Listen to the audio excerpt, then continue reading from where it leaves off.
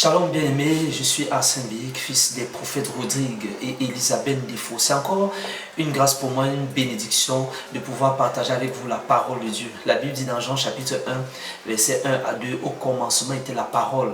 La parole était avec Dieu et la parole était Dieu.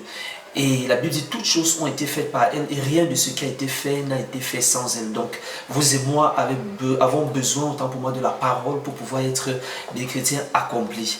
Alors aujourd'hui je veux parler des 2 saisons de la vie d'un homme. 2 saisons de la vie d'un homme. Vous savez, chaque être humain est censé expérimenter ces 2 saisons. Alors pour comprendre, on va aller de manière très simple mais très rapide. La Bible déclare que Dieu va créer l'homme et l'homme va pécher dans le jardin d'Éden.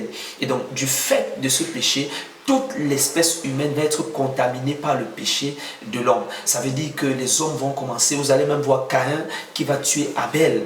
Donc il y aura un certain nombre de dépravations, un certain nombre d'iniquités, une certaine façon de vivre, au point que Dieu va même envoyer le déluge sur la terre. Mais ce ne sera pas la solution au problème. Dieu va même envoyer Moïse avec la loi. Vous connaissez certainement les 10 commandements. Dieu va envoyer un certain nombre de principes, de préceptes, de règles à suivre. Même comme ça, cela ne va pas résoudre le problème de l'homme. Donc par nature, l'homme est pécheur. Du fait d'avoir hérité du péché d'Adam et Ève. Et donc quiconque naît automatiquement à ce péché en lui. Et ça, c'est la première saison de la vie d'un homme. Une saison où on ne connaît pas Dieu. Une saison où on n'a pas une relation avec Dieu. Une saison où on n'a pas une intimité avec Dieu. Mais vient un moment dans notre vie où lorsque nous acceptons le Seigneur Jésus-Christ comme notre Seigneur et notre Sauveur personnel, nous passons de cette saison à une autre. La Bible déclare, mais vous au contraire, vous êtes un peuple acquis, une nation sainte, une race élue, un sacerdoce royal, afin que vous annonciez les vertus de celui qui vous a transporté du royaume des ténèbres pour son admirable lumière. Ça veut dire qu'une fois que vous êtes né de nouveau, vous êtes passé des ténèbres pour la lumière. Les 2 saisons de la vie d'un homme sont premièrement la saison où il ne connaît pas Dieu, la saison où il est séparé de Dieu, pas forcément parce qu'il a tué, pas forcément parce qu'il a commis un adultère, pas forcément parce qu'il a fait un certain nombre de mauvaises choses, mais par l'héritage qu'il a reçu d'Adam et de Ève, le péché originel. Voilà pourquoi lorsque Jean-Baptiste va voir Jésus-Christ en train de venir, il va dire aux gens, voici l'agneau de Dieu qui ôte le péché du monde.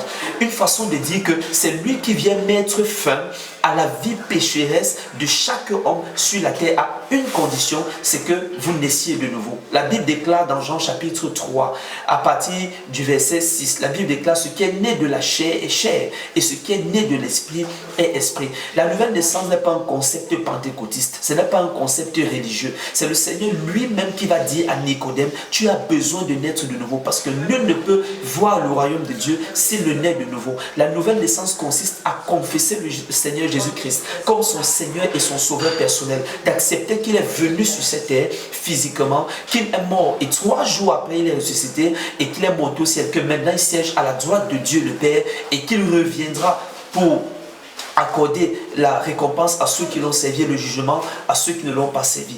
Quiconque est en train de m'écouter, je ne sais pas d'où tu es en train de m'écouter, peut-être que tu es à Douala, là où nous nous trouvons, peut-être que tu es à Yaoundé, peut-être que tu es à Kribi, à Bertois, à Sangmélima, peu importe la ville ou le pays à partir duquel tu es en train de nous écouter. Si tu n'as pas encore donné ta vie au Seigneur, c'est le moment. La Bible dit racheter le temps car les jours sont mauvais. Et le Seigneur va dire quelque chose de très fort. Il va dire, celui qui n'amasse pas avec moi disperse. Quiconque met la main à la charrue et regarde en arrière n'est pas fait pour le royaume de Dieu. Il y a beaucoup de personnes qui sont en train de m'écouter et qui sont encore enchaînés, enlacés, enveloppés par les soucis de la vie, par un certain nombre de pratiques, d'œuvres.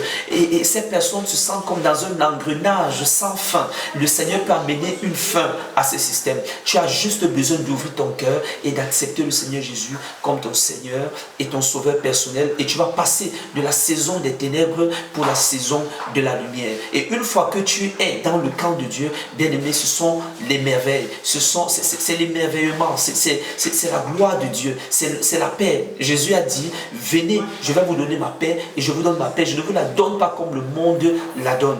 Donc, vous êtes en train de m'écouter, que le Seigneur vous bénisse. Vous pouvez vous mettre à genoux aujourd'hui et dire, Seigneur, je t'accepte dans ma vie comme mon Seigneur et mon sauveur personnel. Fais de moi la personne que tu veux que je sois. Inscris mon nom dans le livre de vie. Que le Seigneur vous bénisse, que sa main soit sur vous. C'était le prophète Michel. Amen.